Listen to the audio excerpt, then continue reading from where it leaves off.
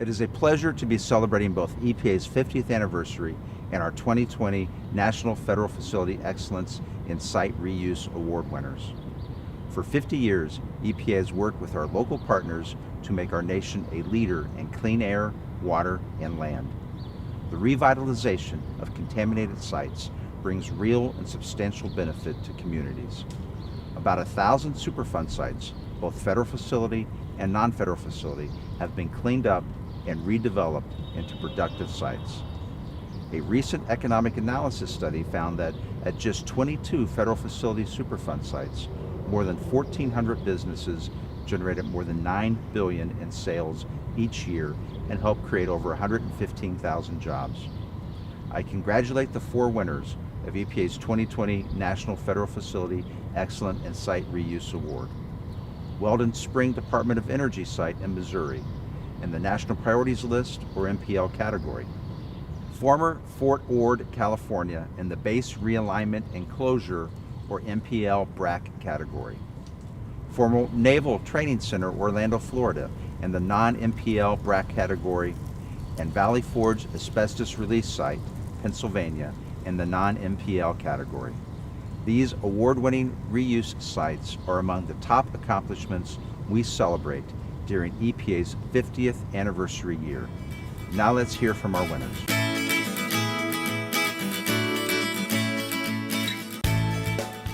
The impact of Fort Ord closure hit every community from Davenport to Big Sur. We had apartment buildings get vacancy rates as high as 40 and 50%. We had restaurants that were closing. We had other small businesses that were closing as well. But $500 million left this community in direct economic contribution and probably another $500 million in secondary and tertiary impacts. It was tough on everybody when the closure occurred. The Fort Ord Reuse Plan embraces both environmental protection as well as recreational activities. 18,000 acres at this point are completely protected in open space for recreational use as well as for species preservation. The Fort Ord National Monument, the Fort Ord State Park at the Dunes, the Fort Ord Natural Reserve are all protected for our generation and generations to come.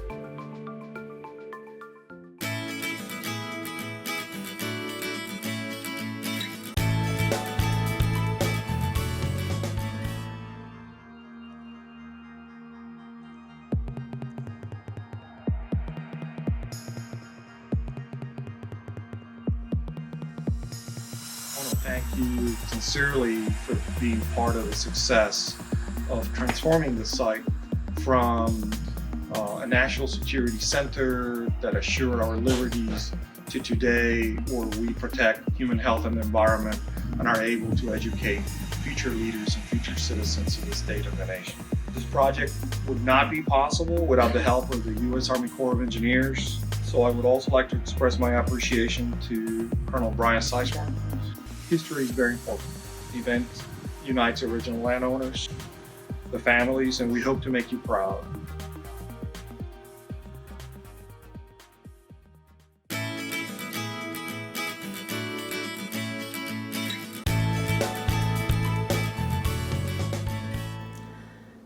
The redevelopment and reuse of the former Naval Training Center Orlando property is broad, innovative, and really quite impressive.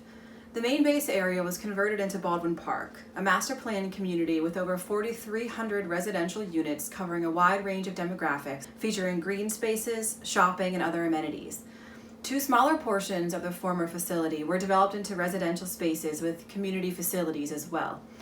More recent development has included a training facility and horse barn for the Orlando Police Department, a City of Orlando Traffic Management Center, millions of square feet of industrial warehouse and office space at the Air Commerce Park, and a thriving community space in Lake Druid Park, which features a new mountain bike track, community garden, and a dog park. The remediation and redevelopment of this former Navy site has brought jobs, new schools, community parks and green spaces, a medical facility, shopping, entertainment, and more to the City of Orlando and to its residents.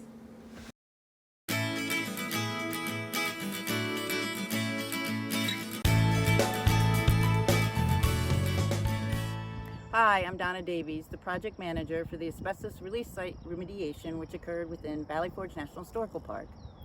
The area in which I'm standing is known as the Grand Parade. This area is where the Continental Army drilled to become a cohesive fighting force. This area later became contaminated due to the activities of a large asbestos-containing pipe insulation manufacturing company. After removal of contaminated soils, the National Park Service planted native tallgrass meadows in this area, which provide rare, important wildlife habitat. Also, because of the successful remediation of the site, the park can now develop trails and visitor interpretation areas to tell the important historical stories of what occurred here.